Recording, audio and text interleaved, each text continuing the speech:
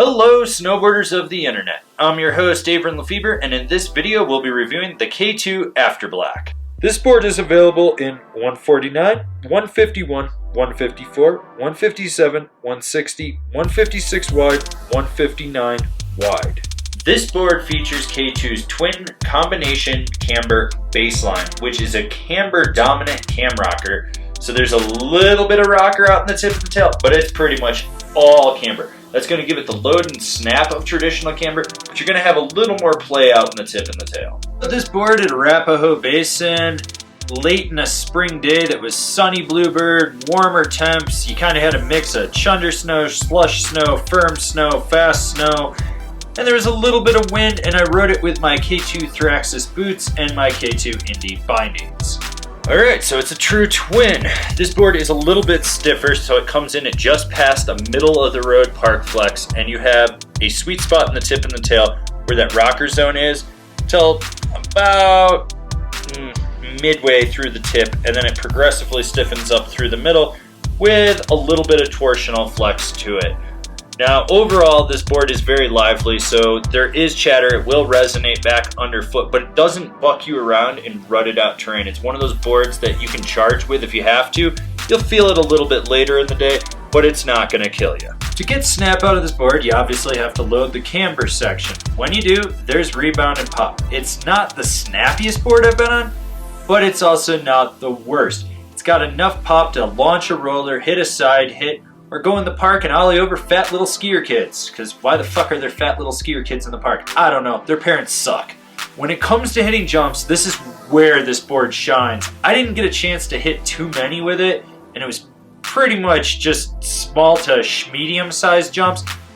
But this board launched off the lip. This is one of those boards that when you want to hit something, you don't have to worry about it. It's going to pop off that lip, and you're gonna know that you're gonna make it to the sweet spot in the landing. This is a board for just jumping with. So if you like jumping, you need to be considering the Afterblack. As this board does have rocker in the nose and tail, you've got that benefit when you're trying to butter. But it's a very tiny amount of rocker, so you wanna make sure that you get your weight way over it and really press into it, because that camber zone is gonna fight you. Yeah, you can butter with it, but there's a lot of rebound and snap going on, so you gotta be prepared for that board to fight you. Now, when it comes to jibbing, a little bit of speed is your friend, because the rocker zones and that sweet spot are so tiny, you have to make sure that you get your weight way out over it. You wanna be a little more calculated. You wanna know what you're doing when you're approaching that feature and you go to hit it. When you get sideways, that camber section hugs the rail, you're gonna be able to slide perfectly. Basically, this would be a slope style jib board. This isn't gonna be a board for someone that's just jibbing exclusively, but for someone that's going in, hitting the jump line, and then coming in hot to a rail, yes, that's where you want this. This is one of those boards that if you need to carve, you can, or you can be a little more laid back. What I did notice was in really soft snow, that tail just tended to wash out. It didn't want to grip, but when you got into like firmer snow or hero snow, it would lock in and drive a carve. This is a board that you can really center flex it and kind of just twist it how you want, drive that carve, lay a trench if you need to, or be more mellow and just swoop from one side of the trail to the other. So who is this board for? It's for the park rider that wants to hit bigger features, someone that's really sending it into the big line. So this is one of those boards that you can really push it to the limit regularly and not have to worry about it faltering. It's just a good board. It's definitely designed for someone that's hitting bigger features, someone that's really pushing it to the limit, but you don't always have to bring your A game to ride it.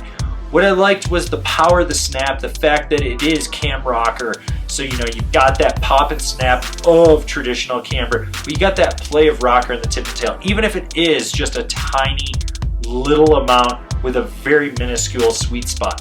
This is just one of those boards that you can go out and just send it hard.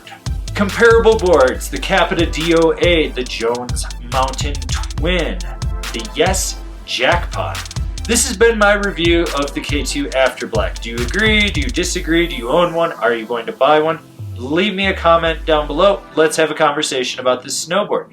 If you're new here, remember to subscribe, click the bell, get those notifications. That way you're not missing any of the content we've got coming out for all you snowboarders of the internet.